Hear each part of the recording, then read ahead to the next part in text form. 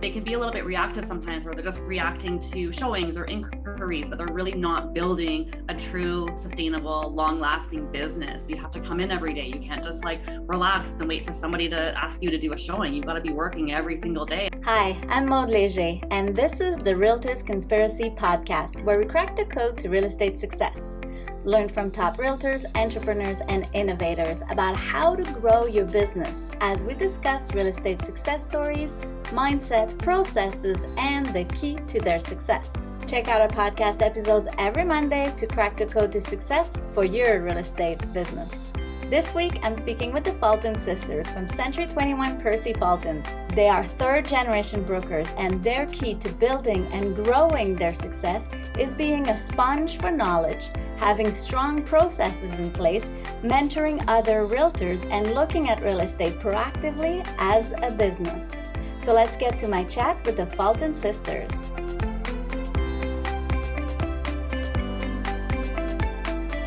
Hi, welcome the Fulton sisters. Thank you for joining us on the episode today, and tell us, what is the key to your success?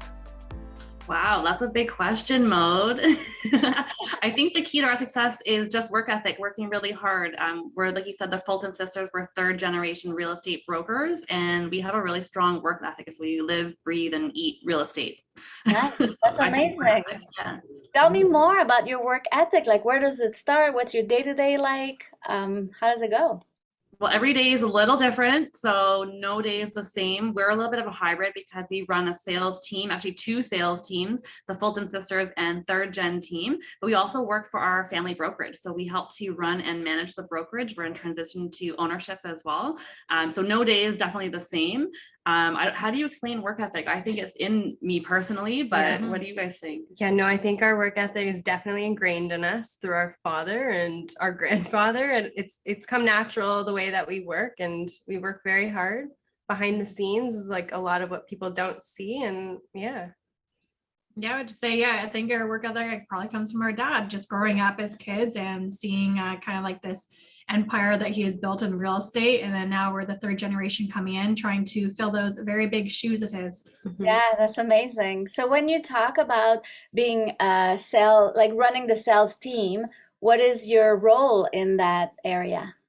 Yeah, so we're mentors, leaders to the team. There's, like I said, there's two different teams. So it depends on how you look at it. So in terms of the Fulton Sisters, we market as the Fulton Sisters. We work together, but we also do our own deals as well. So it's a little bit of a unique model.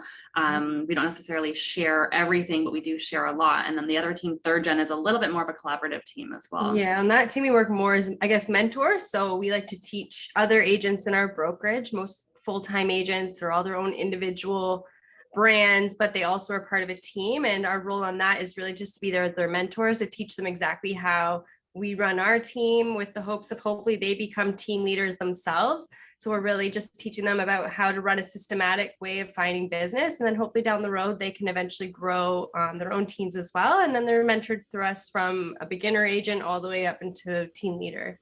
That's amazing. What kind of systems do you have in place that you're walking them through?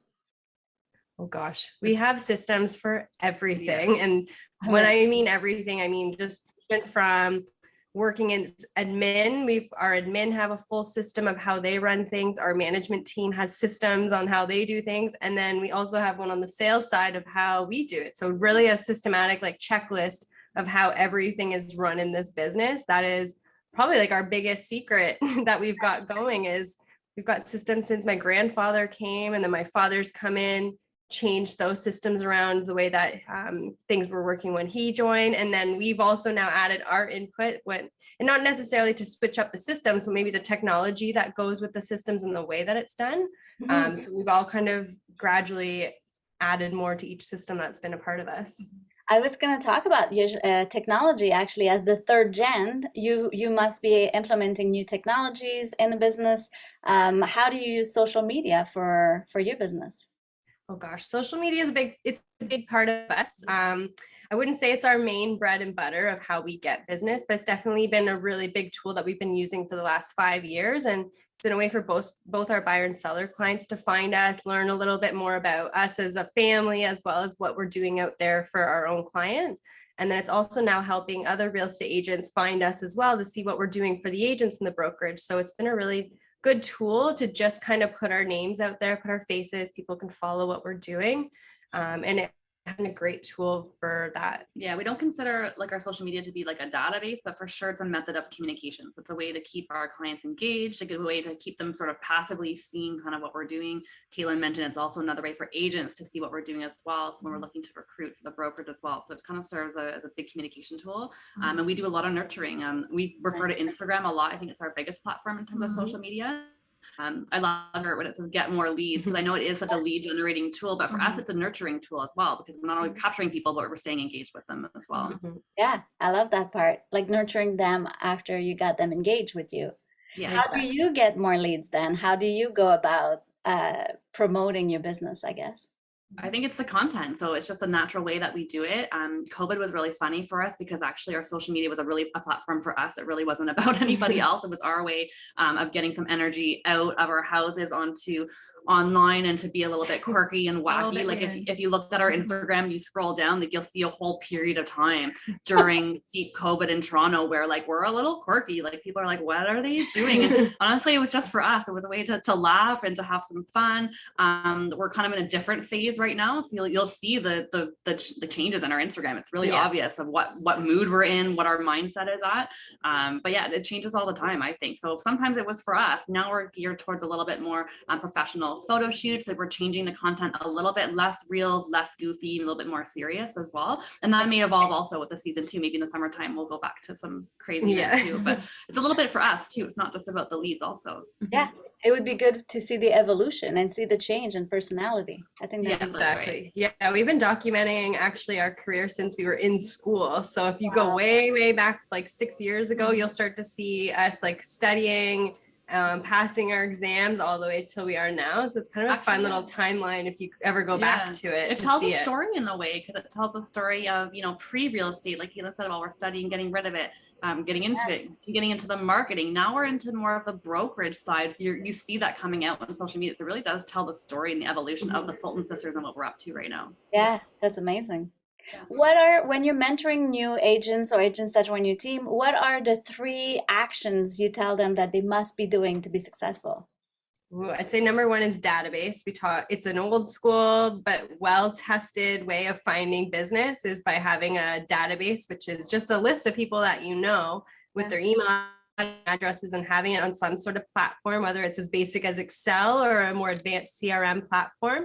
But we're all about building your book of business through your database, and hopefully one day you can retire. So I'd say that's the number 1 thing that we definitely teach is building that database. Yeah. The second thing I think we would hone in on is really treating this as your business. Like people got into real estate to be entrepreneurial, to run their own business, but they can be a little bit reactive sometimes, where they're just reacting to showings or inquiries, but they're really not building a true, sustainable, long-lasting business. So you have to treat it as such. It means you have to work 9 to 5 or whatever your schedule is. You have to come in every day. You can't just like relax and wait for somebody to ask you to do a showing. You've got to be working every single day at a certain amount of time a day and have a business plan and work towards that plan as well, right? So it's a serious thing. It's not funny. It's serious.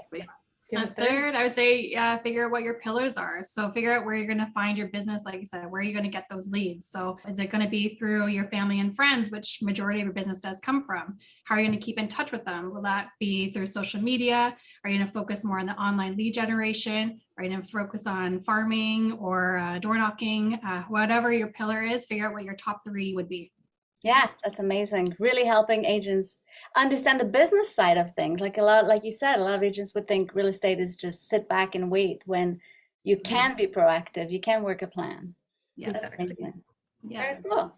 What is the number 1 business process that you suggest that you start working on the first as a base for your business? Yeah, well, one of the first things you do when you come join Percy Fulton and sit with us, we're going to tell you to reach out to what's called your sphere. So which is really just the people you know. So literally as simple as taking a pen and paper and writing down every single person you know. Who's your hairdresser? Where do you get your car fixed? Where do your kids go to school? Who do they talk to? Writing down a list of people and telling them that you're in real estate. So whether you're sending them a letter in the mail, an email, text, we would prefer a old school letter in the mail.